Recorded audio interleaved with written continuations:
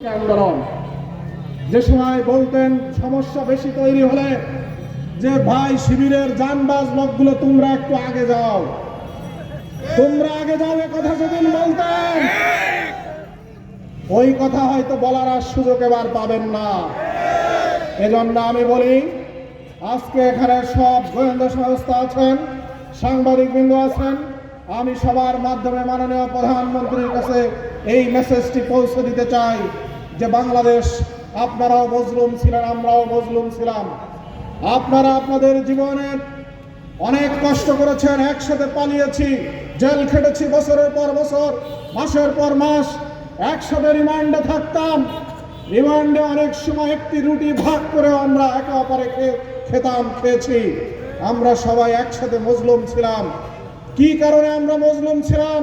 যে সংবিধানকে ব্যবহার করে আমাদের উপরে 15 বছর 16 বছর জুলুম নির্যাতন করা হতো, আপনারা আজকে সেই সংবিধান প্রেম থেকে বের হতে পারছেন না।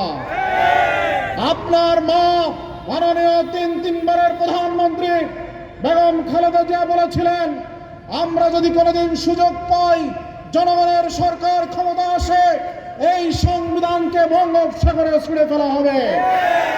কিন্তু আপনার সর্বমন্ত্রী আজ ওই শিলং থেকে এসে এই সংবিধানের প্রেমে আজকে উত্তাল, এবং এই সংবিধানের দোহাই দিয়ে যারা বিগত বছরগুলোতে শাসন করেছিল, সংবিধানকে ব্যবহার করে এদেশের জনগণকে গুম খুন হত্যা নির্যাতনের স্টিমরোলার চালিয়েছিল, তারা যেমন পার পায় নাই, ওই সংবিধানকে আবার যদি কেউ ব্যবহার করতে চায় তাদেরকে জাতি ক্ষমা করবে না।